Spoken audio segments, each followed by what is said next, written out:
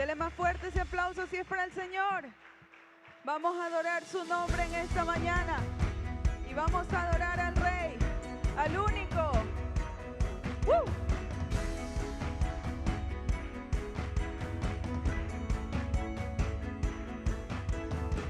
En tu presencia danzamos libres, cúbrenos en tu luz de amor, llévanos mucho más profundo, pues somos hijos del gran yo soy. Oh Dios, siempre con nosotros, susurrando restauración, haz de nuestro ser tu morada, tuyo somos, tu iglesia clama hoy. Los cielos con poder, enaltecido eres Dios, rompe tinieblas, brilla en gloria. Que se escuche.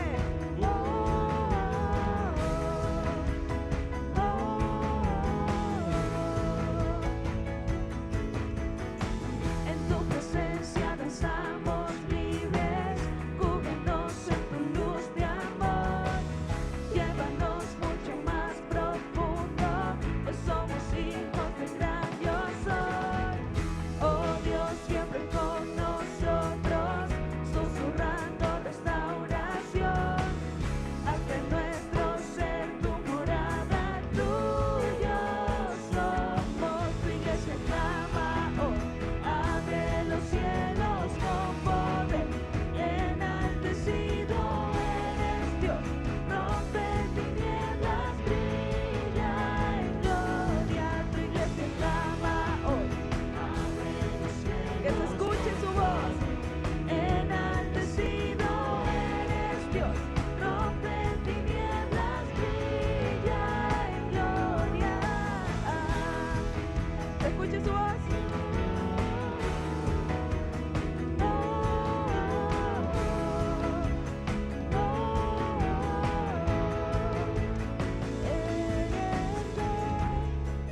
Por siempre Rey, sobre la creación, tú eres Rey, tú eres Rey, por siempre Rey, sobre la creación, tú eres Rey, tú eres Rey, por siempre Rey, sobre la creación, tú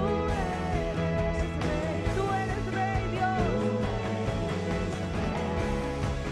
por siempre Rey, sobre la creación, tú eres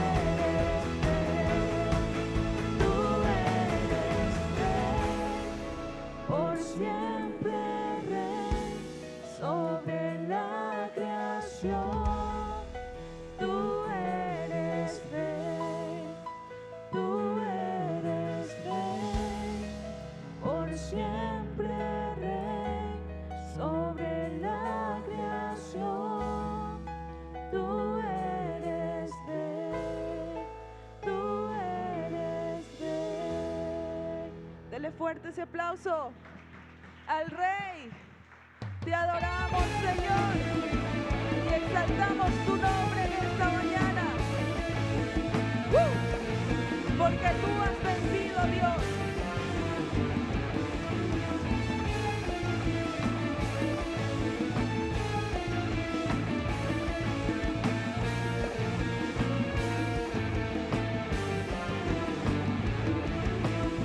El Cordero ha vencido, el Cordero ha vencido.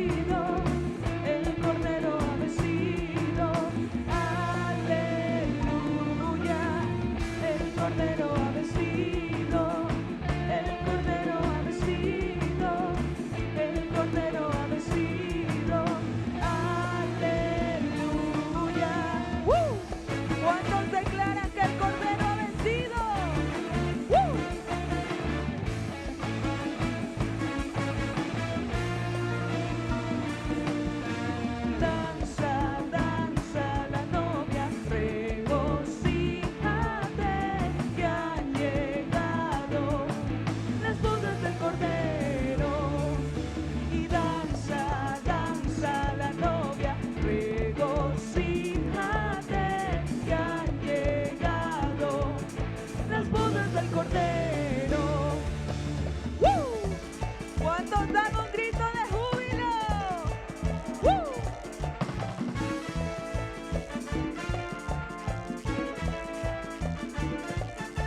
Porque han llegado las bodas del Cordero. ¿Cuántos lo creen?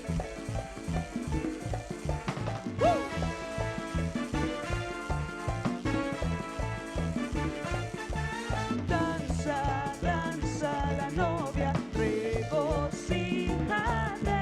que ha llegado las bodas del Cordero.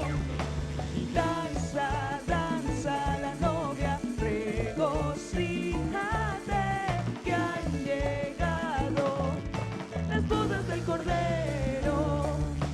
Y glorificamos tu nombre, Señor, en esta mañana. Exaltamos tu majestad, Dios. Gloria, gloria, celebramos tu poder. Que se escuche.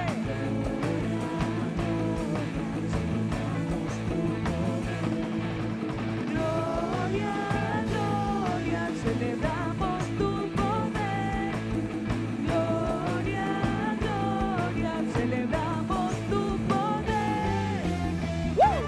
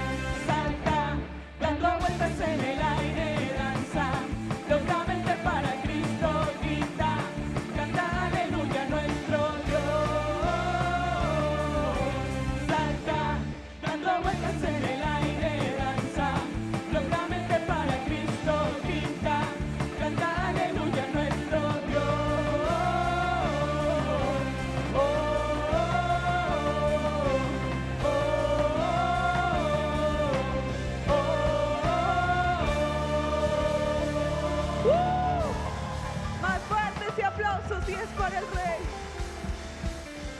Más fuerte ese aplauso. Si es para el único de recibir gloria, el único de recibir honor. Y créame, hermano, que no hay nada más maravilloso que adorar el nombre de Dios. No hay nada más maravilloso que humillar nuestro rostro delante de Dios y exaltar su nombre. Oh, mi hermano.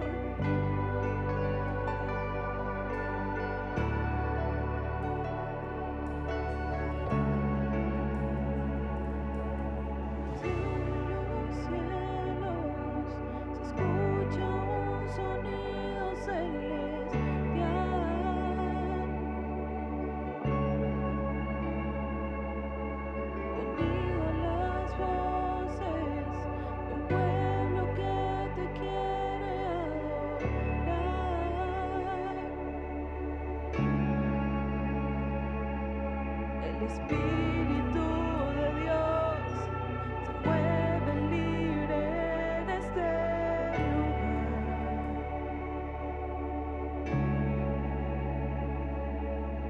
El Padre alegre está al ver a la novia unirse a adorar. Que se escuche su voz en esta mañana. La tierra canta, el cielo adora y todos gritan que tú eres santo. La tierra canta, el cielo adora y todos gritan que tú eres santo. Que tú eres santo, Señor. Levante sus manos en esta mañana y adórele. Se abren los cielos, se escucha un sonido celestial.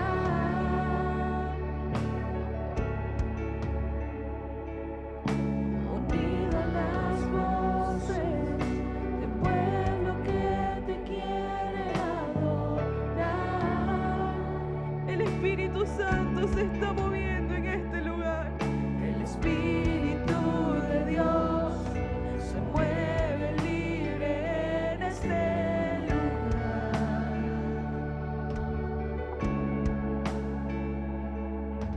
El Padre alegre está al ver a la novia unirse a adorar.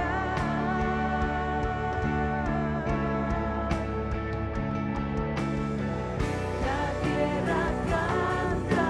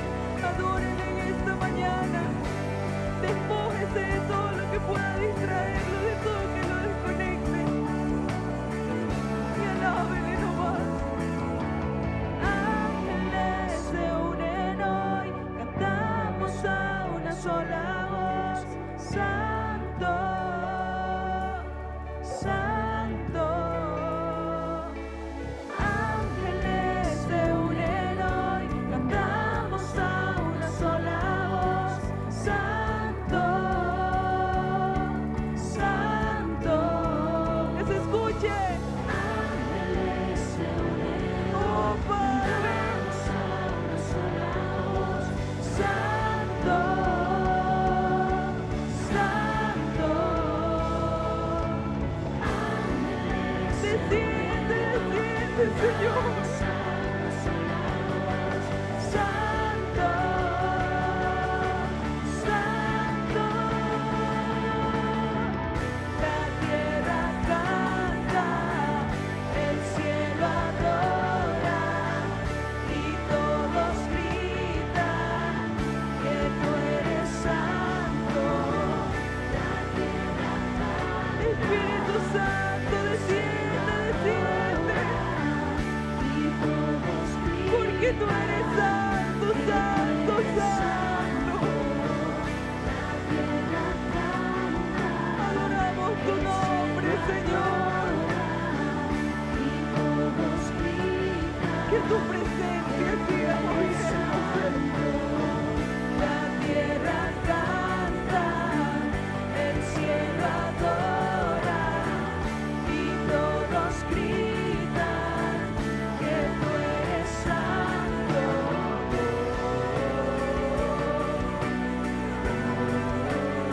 Eres santo, Padre.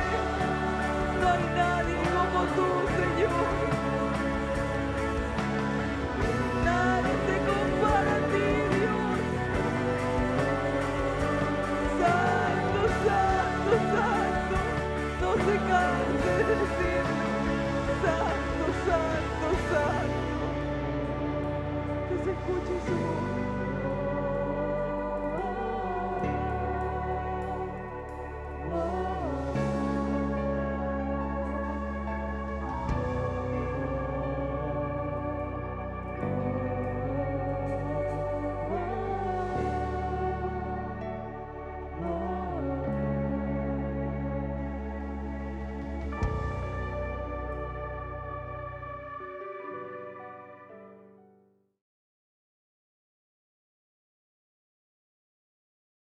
Dios bendiga a todo el pueblo del Señor en esta mañana. Amén. Gloria a Dios. Sean bienvenidos todos a la casa del Señor. En esta mañana vamos a concluir con la serie de mensajes que traímos acerca del Sermón del Monte. Hemos estado meditando en esta serie durante casi 3 meses. Esta serie comenzó en el capítulo número 5 y hoy por hoy estamos en el capítulo número 7 y vamos a ver del versículo 13 al 28 en esta mañana. Y quiero hacerles reflexionar antes de entrar a los temas, porque son 3 temas en uno, de la bendición que creo que ha traído para nosotros haber meditado en este Sermón del Monte, que es tan importante. De hecho, fue importante para los discípulos porque el sermón Jesús se los dedicó, se los dio a los discípulos. Claro que en ese momento había mucha gente, entre ellos estaban ese grupo religioso de los escribas y de los fariseos. Por eso las expresiones a través de el desarrollo de algunos temas, algunas expresiones que el Señor hizo. Por ejemplo, no seáis como los hipócritas. Se refería a la forma como de pronto los escribas y los fariseos llevaban esa devoción a Dios. Vimos que tocaban trompeta cuando hacían actos de misericordia, cuando oraban, lo hacían para ser visto. Por otra parte, el sermón comenzó diciéndole a los creyentes, a los discípulos, que atrás de toda adversidad había bendición. Entonces, es importante entender el sermón desde la perspectiva cómo Dios lo dio a través de Jesús.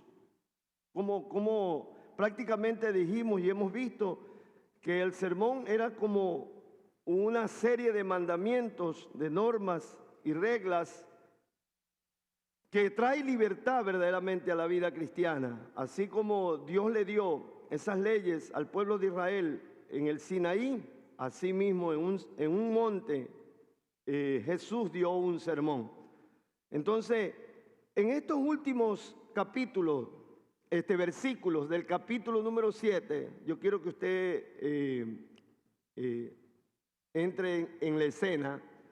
Estamos viendo en el capítulo número 7, del versículo 13 al 28, vamos a ver. Y prácticamente nos vamos a dar cuenta que es una conclusión. O sea, los versículos y los capítulos anteriores, Jesús puso una base para poder llegar a una conclusión que es muy importante para el estilo de vida, para el carácter, para el comportamiento que nosotros como cristianos debemos tener.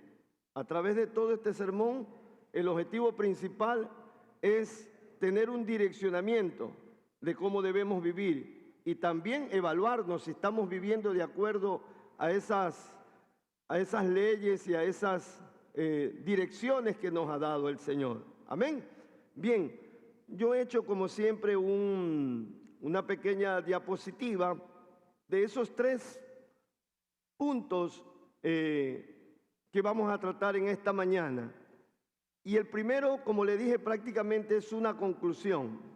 El primer punto que vamos a ver es el llamado, después de haber dicho lo que ha venido diciendo durante todos esos versículos que hemos meditado. Lo primero que hace Jesús en esta conclusión es el llamado a entrar por la puerta estrecha a sus discípulos. Ese es un llamado para nosotros. Hoy por hoy, como lo vamos a ver, se nos presentan otras puertas, puertas anchas, puertas muy fáciles. Y cada puerta conduce a un camino, como lo vamos a ver. Lo primero tiene que ver con una exhortación. Lo segundo es que las personas salvas, en este caso los creyentes, aquellos que han sido llamados, aquellos que han sido escogidos, hay algo peculiar en los creyentes, hay algo que nos caracteriza. ¿Qué es lo que nos caracteriza? Que hacemos la voluntad de Dios. Es como un argumento que Jesús pone.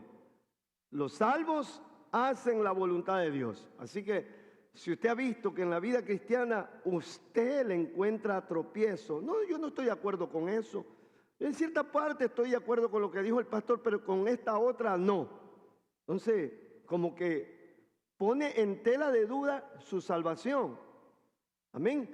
Y lo tercero tiene que ver con el acto de ser prudente o ser insensato. Es nuestra calificación. Ahí vamos a ver el asunto de la edificación.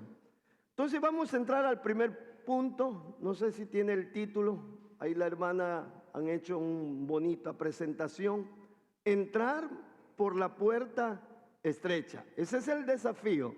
Después de haber dado todas las directrices, todas las conveniencias, los obstáculos que se presentan, las vicisitudes que vamos a tener, Jesús hace el desafío. Los discípulos tienen que entrar por la puerta estrecha. Y vamos a ver lo que dice los versículos el 13 y el 14, que lo tenemos en pantalla. Dice así: entrad por la puerta estrecha. Ese es el desafío, esa es la recomendación, la exhortación. De hecho, es una exhortación porque es un verbo que está en imperativo. Entrad por la puerta estrecha. Y ahí hay un punto y una coma, el porqué, el argumento. Porque, en otra forma, ancha es la puerta y espacioso el camino que lleva ¿a dónde? A la perdición. Y por cierto, es como que dijera, y muchos son los que entran por ella, por esa puerta ancha. Amén. Versículo 14. Porque estrecha, nuevamente viene a remarcar, dice, porque estrecha es la puerta y angosto el camino que lleva a la vida eterna, y pocos son los que la hallan. Si leemos hacia primera vista y queremos sacar un concepto, dice, y pocos son los que la hallan, como que esa puerta como que se nos esconde. Podríamos decir eso, ¿no? Pero vamos a darnos cuenta que no es que se nos esconde, sino que nosotros la vamos a evitar. La vamos a evitar. Y eso es lo que no debemos evitar. Por eso es que Jesús comenzó diciendo, que dijo, entrad por la puerta estrecha. Así que eso tiene que ponerse en nuestra mente, en nuestro corazón, para que sea un estilo de vida para nosotros. Amén. Entonces, aquí yo voy a hacer un comentario. Primero, que en estos 2 versículos encontramos que hay 2 puertas que conducen a 2 caminos diferentes. Entonces el asunto es meditar para tomar la decisión. Ciertamente Jesús nos ha dicho, entrar por la puerta estrecha, pero vamos a ver por qué. Primero porque Él dice que esa puerta nos lleva a un camino que ciertamente es fácil, todo resulta en un auge, pero es un camino de perdición. Entonces, vamos a meditar en esto, en el contexto de pronto que estamos viviendo. Contrario a lo que se predica hoy, que salvarse resulta la cosa más fácil de la vida. Jesús enseña que debemos procurar esforzarnos para entrar por la puerta estrecha. Y esta puerta estrecha, en otro pasaje, en otro evangelio, nos da a entender que tiene que ver con la salvación. Vayamos un ratito a Lucas, que es un pasaje paralelo. Lucas capítulo número 13, versículos 23 y 24. Y mire bien cómo se plantea la pregunta. Dice así, y alguien dijo, dice Lucas. Recuerde que Lucas era un cronista, un narrador, un escritor. Y Lucas toma en cuenta muchas situaciones que son muy particulares. Por ejemplo, esta. Y alguien le dijo al Señor, Señor, abre la pregunta, ¿son pocos los que se salvan? O en otras palabras, ¿quiénes se salvarán, Señor? O podemos seguir cambiando las mismas frases para hacernos la misma pregunta. Lo importante es que quiero que usted se dé cuenta que la pregunta es con respecto a la salvación. ¿Quiénes serán las que se salvan o cómo se salvan? Entonces el Señor les dijo, y Él les dijo, dice ahí. Entonces aquí viene, esforzaos para entrar por la puerta estrecha. Ustedes me están preguntando sobre salvación y yo les digo, esfuércense por entrar por la puerta estrecha. O sea que la salvación tiene que ver con entrar por la puerta estrecha. Porque os digo que muchos procurarán entrar y no podrán. Y no podrán. Por eso es que le decía, contrario a lo que se predica hoy en día, que salvarse es la cosa más fácil. Porque si tú confiesas que Jesús es el Señor con tu boca y crees en tu corazón que Dios le resucitó de los muertos, serás salvo. Así. Incluso vamos a llegar a ese punto, porque aquí está en este pasaje, ¿qué significa confesar a Jesucristo como Señor? Amén. Entonces, yo vi ahí una palabra que dice esforzaos. ¿Qué quiso decir Jesús cuando dijo esforzaos? Y aquí tenemos la palabra, el verbo esforzar. La palabra esforzar proviene del griego agosizomai y su raíz denota una actitud de agonizar. O sea,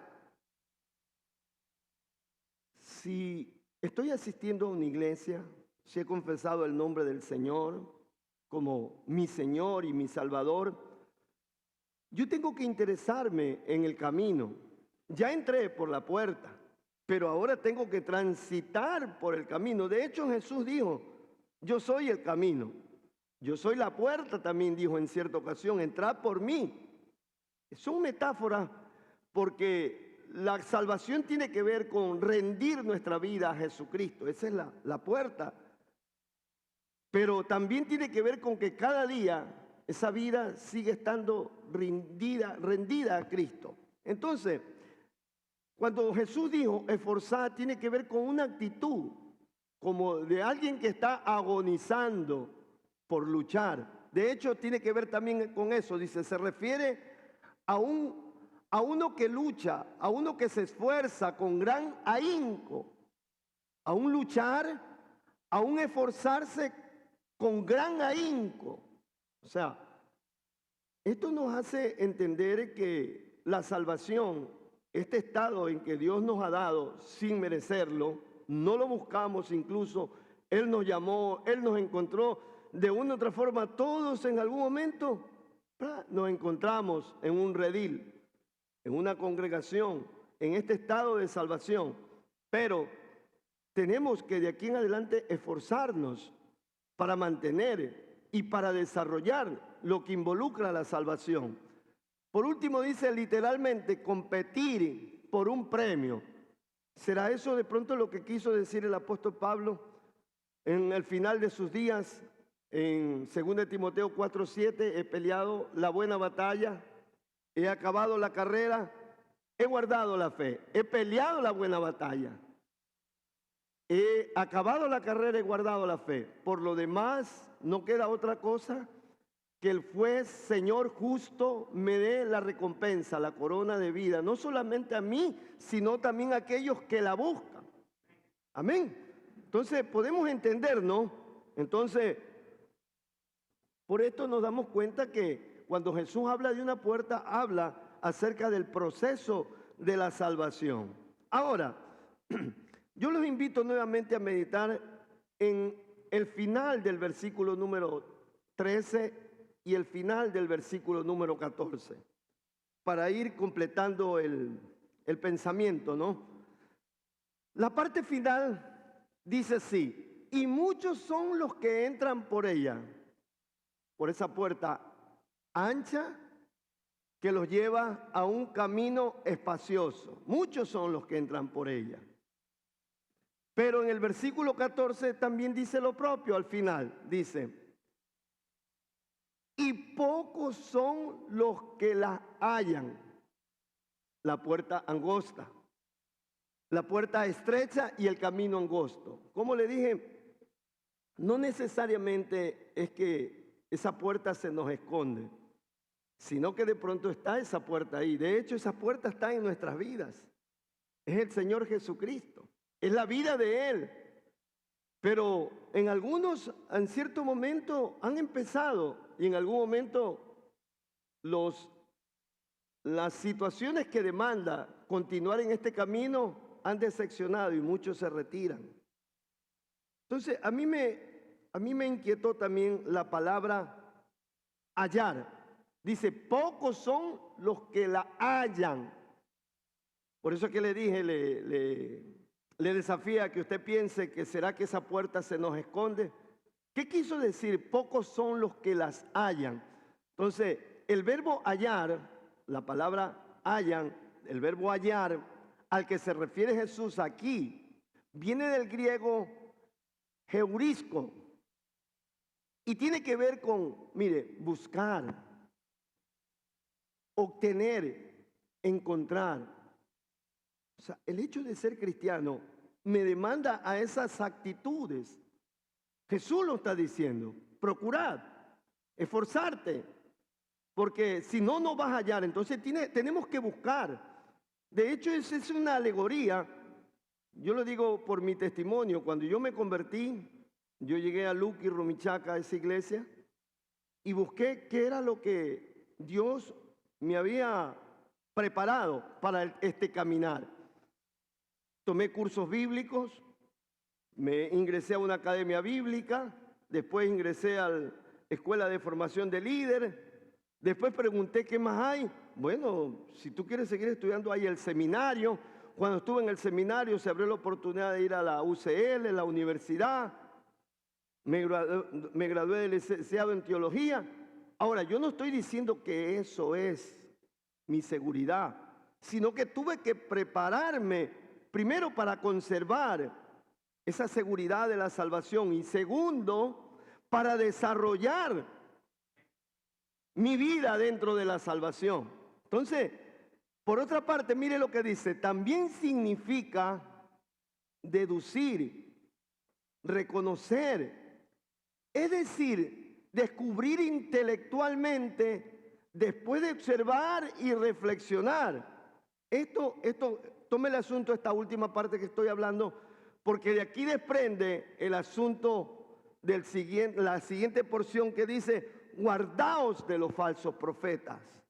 Guardaos de los falsos profetas. Hoy en día, por lo menos en las últimas 2 décadas, en el cristianismo hemos visto este auge de la doctrina de la prosperidad, del ofrecimiento de la comodidad, del ofrecimiento de la sanación y todo eso. Cuando Dios a través de las vicisitudes lo que está es desarraigando ese yo en cada uno de nosotros. Amén.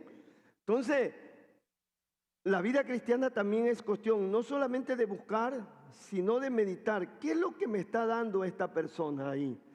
¿Lo que está hablando o lo que me está enseñando está de acuerdo a la Biblia? Porque recuerde que nosotros venimos de una religión tradicional, donde que lo que nos enseñaban solamente es que tienes que portarte bien y que por buenas obras vas a evitar el infierno. Incluso antes del infierno te ofrecían un purgatorio, que la Biblia no habla de purgatorio. El hombre, una vez que muere, que cierra sus ojos, se va al lugar donde ha escogido en vida hacer tesoros. ¿Se acuerdan? Lo que hablamos hace 2 semanas atrás. Entonces, mire, reflexionar, investigar e interpretar. ¿Qué es lo que me están dando? ¿Qué es lo que me toca hacer? En otras palabras, tengo que ver bien qué es lo que me conviene. Por eso, mire, el apóstol Pablo dice en 1 Corintios 6, 12, dice, todas las cosas me son lícitas. Por ejemplo, la Biblia no dice, no irás a un baile. No dice la Biblia, no. O cuando te toque ir a la iglesia a escuchar un culto, mejor puedes ir a un partido de fútbol. No dice eso la Biblia. Pero usted tiene que ver qué es lo que conviene. Todas las cosas me son lícitas. O sea, puede ser que no haya nada que tenga una prohibición específica. Pero nosotros somos los que tenemos el compromiso de meditar. A ver, ¿para qué me llamó Dios? ¿Será para estar sentado en una silla de una congregación solamente los días domingos? ¿O será que yo tengo que servirle al Señor durante toda la semana? ¿Cómo? No viniendo a la iglesia, sino en su comunidad, con sus familiares, llevando hoy por hoy que tanta falta hace el mensaje de las buenas nuevas de Jesucristo, las buenas nuevas del reino. Tenemos una comunidad de vecinos, de familiares, de amigos, de compañeros de trabajo. Tenemos que llevar este mensaje. Entonces, todas las cosas me son lícitas, mas no todas me convienen. Yo tengo para eso Dios nos dio identidad. Dios no nos dijo, yo te voy a llamar para que seas un creyente mío, nada más, o un feligrés mío. Yo te he llamado para perdonarte, santificarte, para hacerte hijo mío. Por eso es que Jesús dijo, cuando se les perdió por 8 días a María y José, y él estaba hablando con los maestros de la ley, y la madre le dijo, pero niño, ¿por qué nos haces esto? ¿Por qué te nos quedaste? Y el Señor le dijo, en los negocios de mi Padre me es necesario estar. Mire cómo dijo, en los negocios de mi Padre. Usted aquí está escuchando palabras para un día prepararse para ejercitar en los negocios de su Padre, en los negocios del reino. ¿Cuántos dicen amén?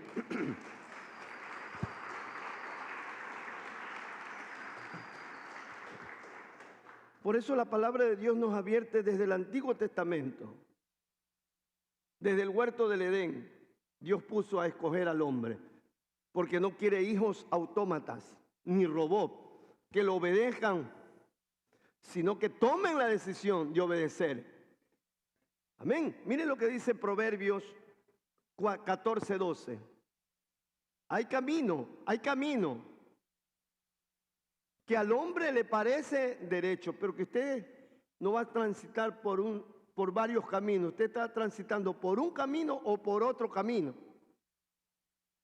Por eso dice, hay camino que al hombre le parece derecho,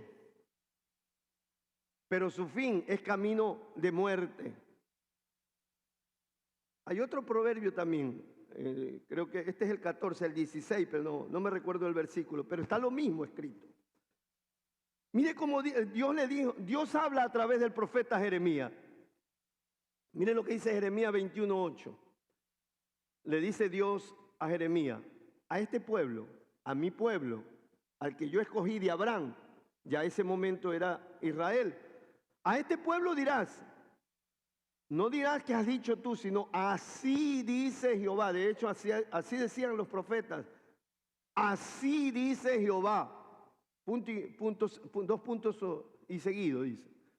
He aquí, pongo delante de vosotros camino de vida y camino de muerte. El camino de vida es si obedeces, y de hecho con eso termina este pasaje que estamos meditando. ¿A qué llamaré al hombre que oye mis palabras y las oye? Aquí está, ¿ve? Una vez más. Camino de vida y camino de muerte. La vida y la muerte tienen que ver en que si obedeces a Dios o te rebelas contra Dios.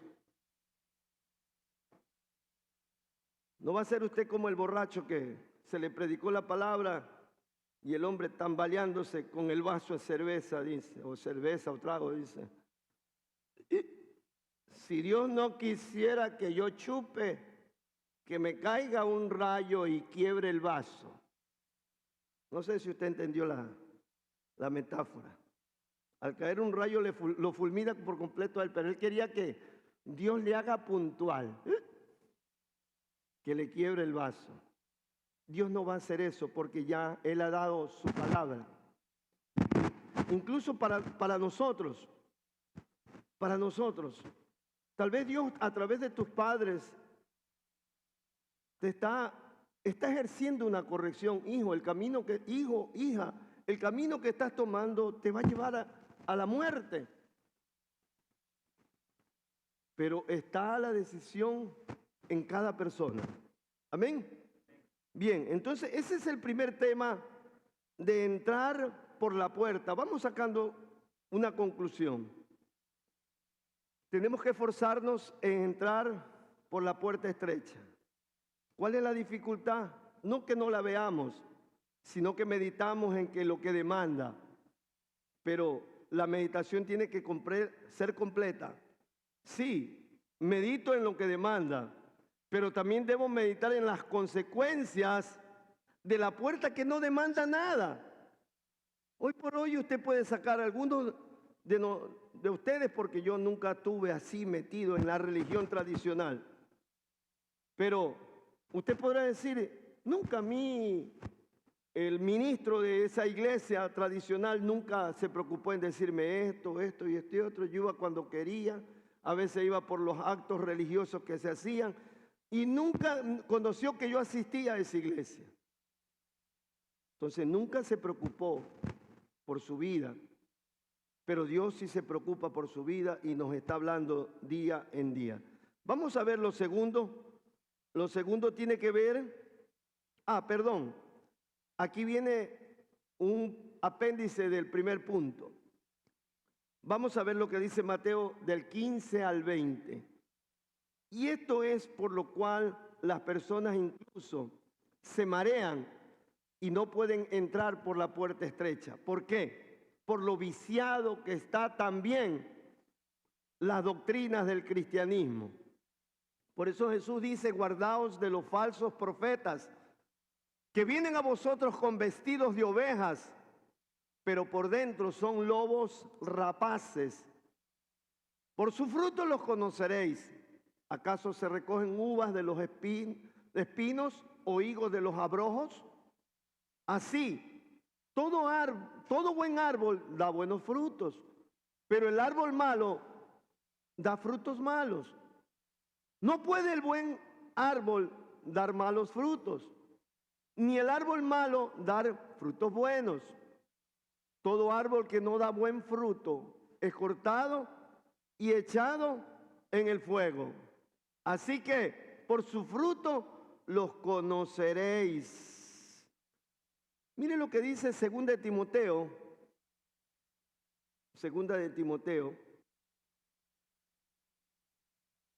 Pablo hace 2000 años, en una forma profética, predice lo que estaremos experimentando en todo este tiempo, desde la ascensión de Jesucristo hasta su venida. Dice, porque vendrá tiempo cuando no sufrirán la sana doctrina, sino que teniendo comezón de oír, se se amontonarán maestros conforme a sus propias concupiscencias. La palabra concupiscencia en este contexto quiere decir conforme a sus propios errores, por lo más sano, conforme a sus propias maldades, conforme a sus propios intereses. Hoy por hoy se levantan iglesias, pero hay que ver cuál es el interés de la iglesia. De pronto, el interés de levantar un buen edificio, de crear buenas fuentes de ingreso, o verdaderamente de predicar el evangelio. Versículo 4, si me lo pone también, el resultado es: apartarán de la verdad el oído y se volverán a las fábulas. Amén. Por eso mire lo que dice Segunda de Pedro. Segunda de Pedro. Vamos a leer en el capítulo número 2, vamos a leer del versículo 1 al 4 y de ahí vamos del 20 al 21, así como está. Póngale mucha atención, que esto hace 2000 años, en este nuevo orden, no en el nuevo orden mundial, sino en el nuevo orden de nuestro Señor, después de su ascensión, el apóstol Pedro lo dijo. Mire lo que dice. Mire cómo quiere hacer reflexionar a las personas, a los creyentes de aquel entonces. Dice, pero hubo también en el Antiguo Testamento profetas entre el pueblo. Mire que le llamó profetas. Como habrá entre vosotros falsos maestros, porque los profetas del Antiguo Testamento eran los maestros y los maestros de hoy eran los profetas del Antiguo Testamento. No sé si me hice entender. Entre vosotros falsos maestros, que introducirán encubiertamente herejías. Herejías, dice, destructoras, herejías, falsas enseñanzas. Usted tiene que procurar alcanzar madurez para que cuando vea un programa, usted sepa evaluar cuál es el espíritu, cuál es la intención de ese predicador, de glorificar a Cristo o de poner énfasis en las bendiciones. Ya le estoy dando una de las pautas. El mensaje de la palabra es glorificar a Cristo. Porque el propósito por el cual vino el Espíritu Santo a vivir dentro de nosotros es glorificar a Cristo en nuestra vida, en su vida. Cuando Él venga, dijo Jesús, Él me glorificará. O sea, si su vida no está buscando la gloria de Cristo, usted está buscando otra gloria. Puede ser la suya o puede ser la de buscar la gloria de un hombre. Entonces, y aún negarán al Señor que los rescató, atrayendo sobre sí destrucción repentina. Y muchos seguirán sus disoluciones, por causa de los cuales el camino de la verdad será blasfemado. En nuestro contexto, no, para hacerme hermanito como esa de allá, que se acostó con otro hermano en la iglesia, no, será blasfemado. No, si esos pastores son ladrones, todo eso ha sido blasfemado el camino del Señor. A la gente le gusta generalizar, porque una persona cometió algo, nos mete a toditos en el saco y hasta el Señor también va ahí. Aquí lo dice, versículo 3. Que por avaricia harán mercadería de vosotros. Corre al teléfono. Ahorita está cayendo una unción en no sé cuánto y no sé cuánto, que la unción está en tal país. Cuando la Biblia dice que de los creyentes dice, y vosotros tenéis la unción del Santo y esa unción permanece en vosotros.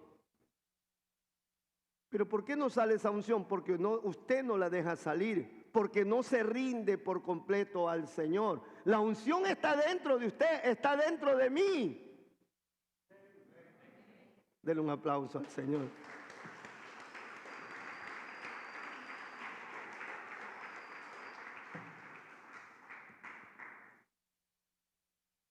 Dice, y por avaricia harán mercadería de vosotros con palabras fingidas. Sobre tales allá a lo largo tiempo la condenación no se tarda y su perdición no se duerme. Ellos están perdidos. Porque si Dios no perdonó a los ángeles que pecaron, sino que arrojándolos al infierno, los entregó a prisiones de oscuridad para ser reservados para el juicio. Mire lo que dice el versículo 20. Aquí hay algo muy importante que quiero que usted lo capte. Ciertamente, si habiéndose ellos escapado de las contaminaciones del mundo por el conocimiento del Señor y Salvador Jesucristo, enredándose otra vez en ellas, son vencidos. ¿Usted entiende lo que dice ahí? Dice que esas personas que ahora han hecho negocio del Evangelio, ellos escaparon por la palabra, por el conocimiento de la palabra, escaparon de la condenación, pero porque dejaron permanentemente en sus vidas el egoísmo, la rebeldía, el orgullo, la soberbia, el afán de las riquezas de este mundo, nuevamente fueron enredados otra vez en ella y son vencidos. Pero como dice por ahí que la salvación no se pierde, que usted puede estar tranquilo si un día usted hizo la oración, no se preocupe. Por eso es que muchos salen y dicen soberana salvación, y no estoy diciendo que la salvación no es soberana, sino la actitud de aquellos que piensan que no hay que preocuparse una vez que son salvos. ¿Qué fruto estoy dando? Su postrer estado de esas personas viene a ser peor que el primero. Versículo 21. Porque mejor les hubiera sido no haber conocido el camino de la justicia. Por eso algunos dicen, por eso yo no me meto. Yo soy muy respetuoso con las cosas del Señor. Yo el día que me meta, ¿cuándo? ¿Cuándo? El día que yo dé el paso, yo lo voy a hacer y no voy a hacer como esos hipócritas. Mucha gente se han ido con esas buenas intenciones al infierno. Amén. Dice, después de haber conocido, volverse atrás del santo mandamiento que le fue dado. ¿Y sabe por qué? Póngame 2 de Tesalonicenses, capítulo número 2. Porque en este momento está en auge esto, que la gente se le ofrezca promesas, y como Dios no le cumple, ¿sabe lo que hacen? Se rebelan contra Dios. Y eso es la apostasía que se va a dar en el tiempo cuando aparezca el anticristo. Aquí lo dice, vean. En este pasaje Pablo les está hace 2000 años haciendo meditar a los creyentes de que ellos creían que hace 2000 años, por las situaciones de problemática que estaban teniendo, que ya estaban viviendo en la gran tribulación. Y Pablo le dice, nadie os engañe en ninguna manera, hermanos, porque no vendrá la venida del Señor para juicio sin que antes venga la apostasía. Tome en cuenta esta palabra apostasía porque voy a leerla en otra versión para que usted se dé cuenta qué quiere decir apostasía. Y se manifiesta el hombre de pecado, el hijo de perdición. Ponme Nueva Traducción Viviente, el mismo pasaje para que usted se dé cuenta qué es la apostasía. Dice, no se dejen engañar, las mismas palabras, por lo que dicen, pues aquel día no vendrá hasta que haya una gran rebelión contra Dios y se dé a conocer el hombre de anarquía. ¿Qué es lo que está sucediendo en este momento? Una gran rebelión contra Dios. A Dios lo sacaron de la Constitución, lo sacaron de las escuelas, lo han sacado de las casas, porque comenzaron primero, antes de sacarlo de la Constitución, lo sacaron de sus corazones los hombres. Entonces en este momento hay una gran rebeldía contra Dios.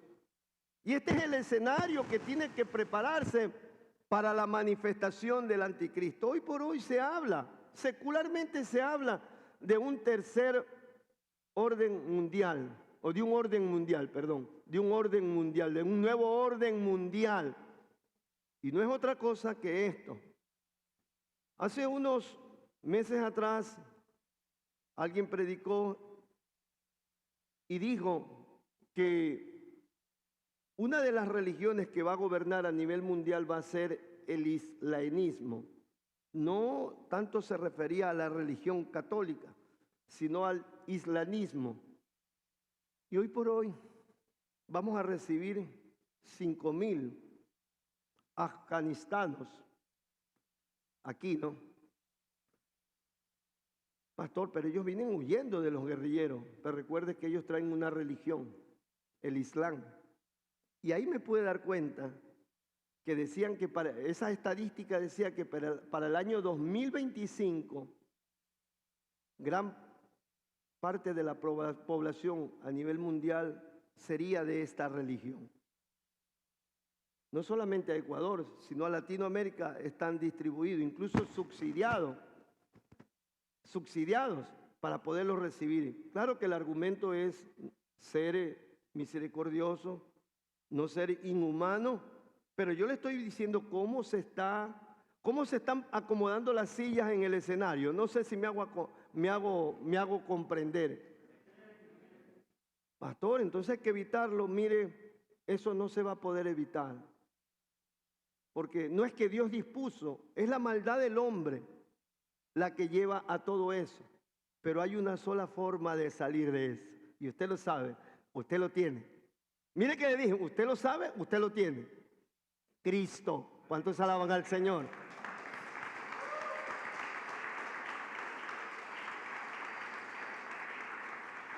Por ahí dice que lo que nos hemos vacunado, 3 años vamos a morir. Bueno, la Biblia dice, no desafiando ni tentando. No os preocupéis por lo que matan el cuerpo. No te preocupes por lo que matan el cuerpo. Preocúpate más que todo por el que te puede matar tu alma y con todo tu cuerpo echarte en el infierno si le desobedeces.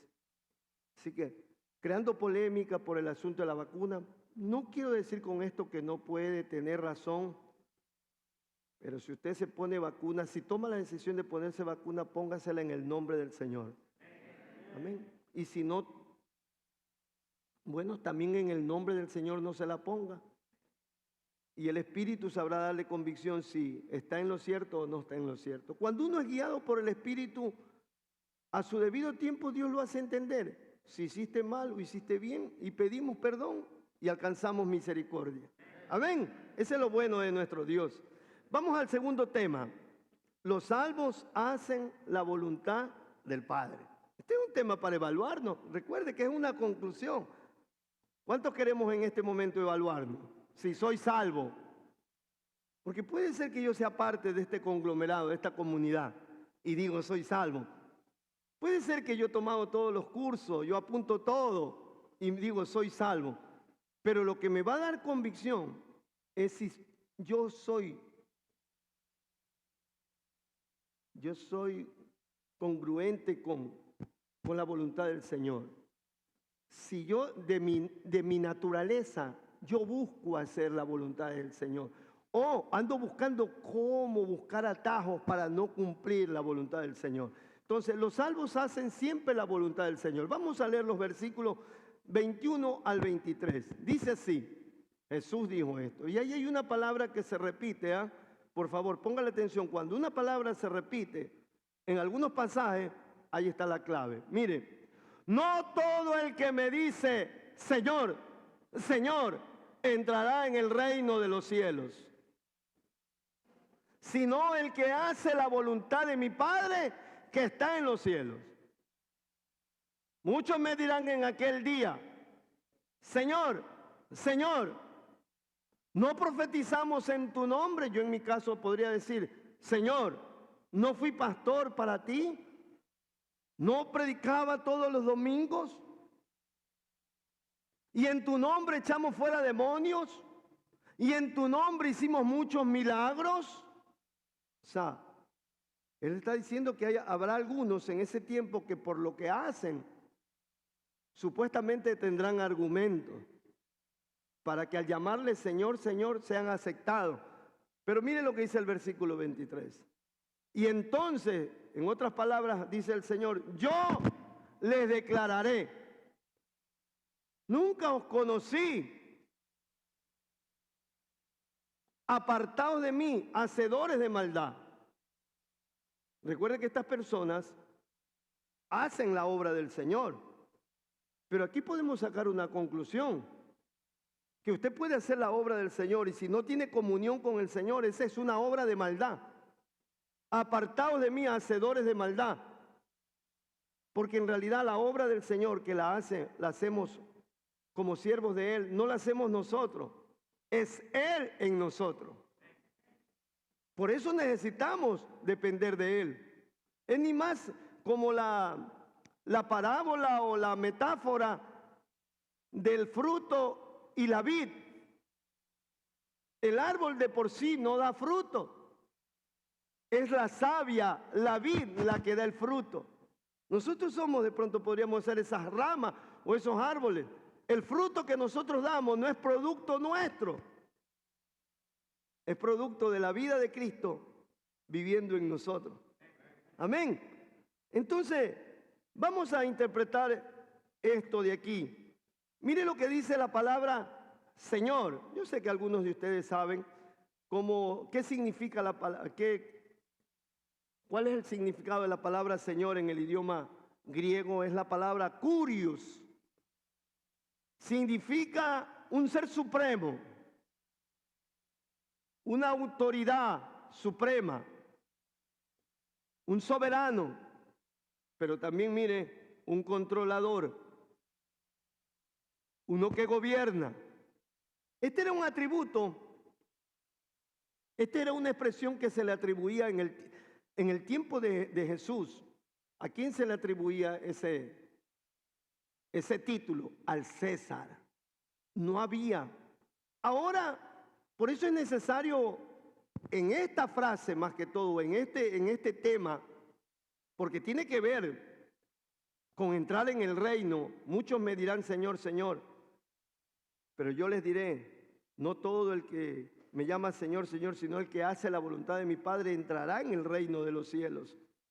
Es muy importante comprender qué fue lo que quiso, porque hoy en día nos dicen, si tú ya hiciste la oración, ya eres salvo. Pero vamos a entender el contexto de lo que dice la Biblia. No solamente de un texto, sino de varios pasajes. Entonces, este era un título o un reconocimiento que solamente se le daba al César. Entonces, es ni más ni menos como que en ese contexto, de pronto, nuestro hermano Rafael podría haber sido un judío en ese tiempo o un romano. Como romano adoraba a los dioses griegos y respetaba al Curius, al César.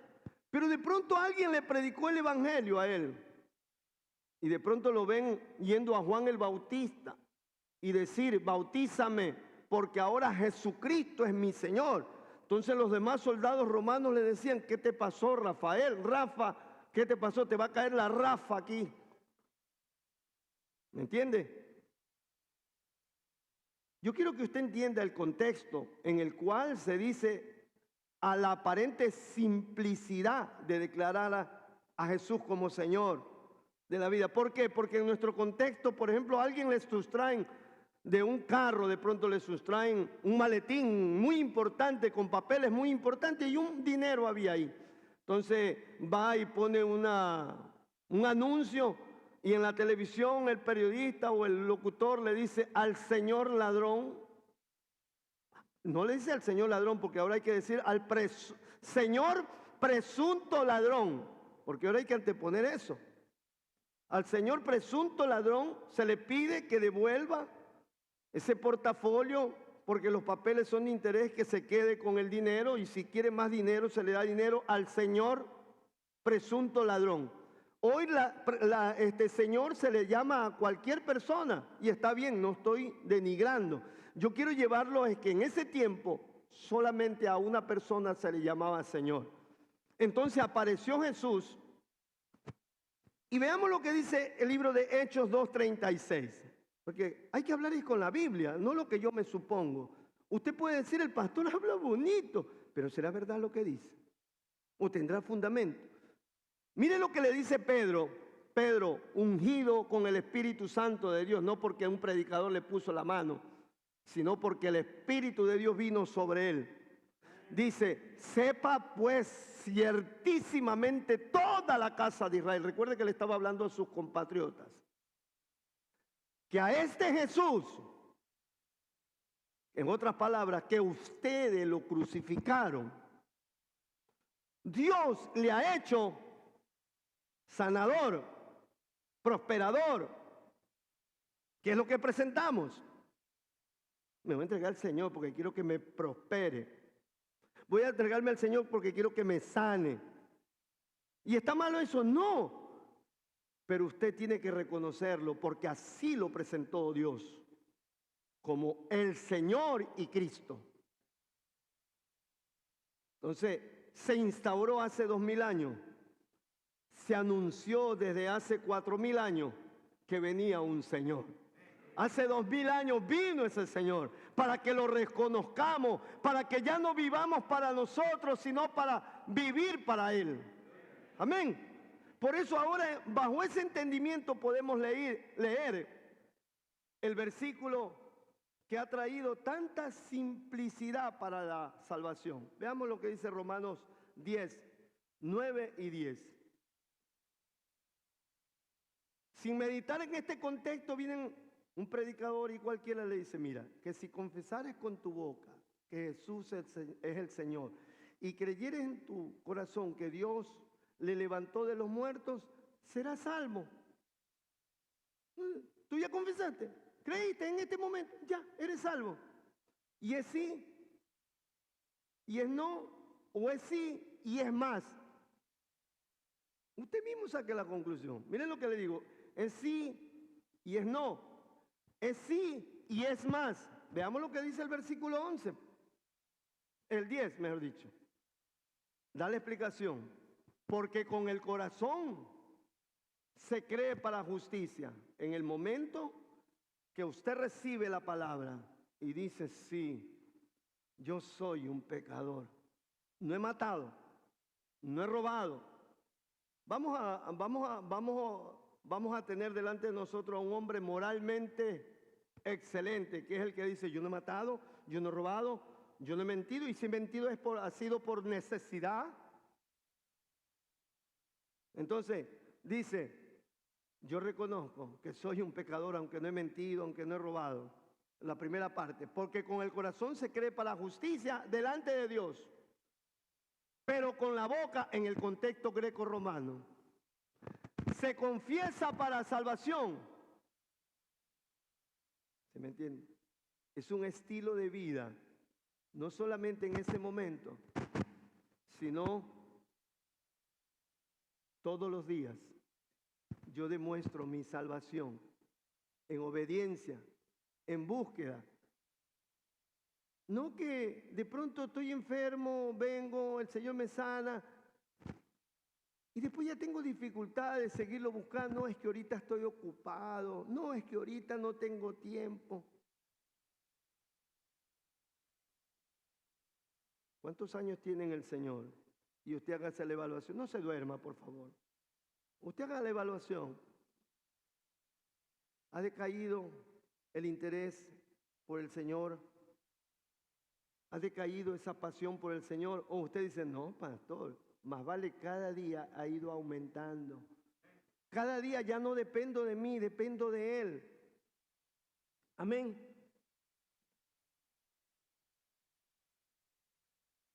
Miremos lo que dice la Nueva Traducción Viviente, este mismo versículo dice, que si confesares con tu boca que Jesús es el Señor y creyeres en tu corazón que Dios le levantó de los muertos, serás salvo. Pero mire lo que dice, pues es por creer en tu corazón que eres declarado justo a los ojos de Dios, la primera parte. Y es por confesarlo con tu boca que eres salvo. Es el día a día. Así como en el Imperio Romano declararlo a Jesús era cuestión de vida o muerte. Voy a tomar una vez más el ejemplo con nuestro hermano Rafael. Es como que lo llevaban a Rafael y Rafael había alcanzado de pronto cierta afinidad, de pronto con el procónsul, con el gobernador, y se lo llevan. Entonces le dice, a ver Rafa, yo no voy a escuchar que aquí te vienen a acusar de que tú estás declarando a otro señor, a un tal Jesús. Yo no voy a quitar eso, ese prejuicio, ese prejuicio. Yo quiero oírlo de de tus propios labios, porque tú sabes que declarar a alguien que no sea el César como Señor te cuesta la vida. A ver, dime. Y Rafael dice, no, es que me equivoqué. Entonces, no es salvo. Pero Rafael dice, con mucho respeto, mi procónsul, mi gobernador, yo respeto al César, pero en realidad él no es mi Señor. Ahora he conocido a alguien que es mi Señor y es dueño de mi vida, y si él quiere que yo hoy la pierda, así se hará.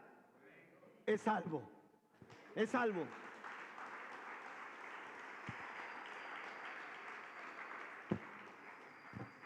Pero aquí, porque el Señor no te sanó de la enfermedad o no te dio, no se te hizo el negocio, ya no sé si Dios me quiere. O sea, tu salvación está condicionada en el hacer tu voluntad o en lo que Él hizo en la cruz del Calvario. ¿Sí se da cuenta? Creo que con esto vamos al tercer punto. Es rápido esto. El tercer punto. La prudencia y la insensatez es lo que nos califica. Es lo que nos califica. Jesús ha hablado todo esto en el Sermón del Monte. Y comienza diciendo, vamos a leer los primeros, desde el versículo 24, hija, ¿cierto? Dice, cualquiera pues que me oye estas palabras y las hace, le compararé a un hombre prudente. Ahí va el ejemplo, que edificó su casa sobre la roca. Descendieron lluvias sobre esa estructura, sobre esa construcción, sobre esa edificación. Y vinieron vientos y soplaron vientos. Vinieron ríos y soplaron vientos y golpearon contra aquella casa. Pero ¿qué pasa? No cayó porque estaba fundada sobre la roca. Versículo 26. Pero cualquiera que oye estas palabras y no las hace, le compararé a un hombre insensato que edificó su casa sobre la arena y descendió lluvia, vinieron ríos, soplaron vientos y dieron con ímpetu contra toda aquella casa y no cayó, y cayó, y fue grande su ruina. Veamos tres cosas. Hay dos hombres, ¿sí o no? Estos dos hombres, todos esos dos hombres escucharon la palabra, ¿sí o no? Los dos hombres escucharon la palabra. Los dos hombres edificaron, ¿sí o no? Tres cosas. Había dos hombres, escucharon la palabra y los dos hombres edificaron. Jesús usa una alegoría, una metáfora para decir cuál era la diferencia que el uno construyó una casa sobre la roca y cuál era la diferencia que la casa que había construido había sido como construir en la arena. Versículo 24. Cualquiera pues que me oye estas palabras y las hace,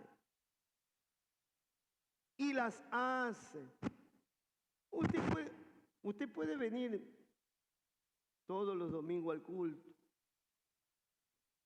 Usted puede tomar todos los cursos habidos y por haber. Usted puede leerse toda la Biblia, todas las doctrinas, toda la teología. Pero si no hace esa palabra, el hacer tiene que ver con transformar su vida. O sea, usted la pone en práctica para que dé fruto. Usted es como una tierra. Somos como una tierra. Entonces, que la palabra labra esta tierra para producir fruto. ¿Cuál es el fruto? La vida de Cristo en mí. Por eso es que hay muchas personas entendidas en el conocimiento bíblico, pero siguen teniendo su mismo carácter, su mismo ímpetu, su mismo orgullo. A mí no me llames así, llámame por mi profesión. ¿Qué te has creído? Y cristianos o cristianas. Pablo dijo, todo lo que yo era, lo he tenido por basura, a fin de obtener el amor de Cristo. Y todavía lo tengo como pérdida, a fin de obtener y que se manifieste el conocimiento de Cristo. Estimo todas las cosas como nada, a fin de obtenerlo a Cristo mi Señor. La prudencia y la insensatez tiene que ver con nuestra actitud. Por ejemplo, hoy en día yo me he dado cuenta que hay situaciones de rencor, de resentimiento entre el pueblo del Señor. Resentimientos entre hermanos. Un hermano está disgustado con otro hermano, familias. Una hermana está disgustada con otra hermana porque se le llevó dinero en el mundo, porque le quitó el marido, porque le quitó el enamorado, la enamorada.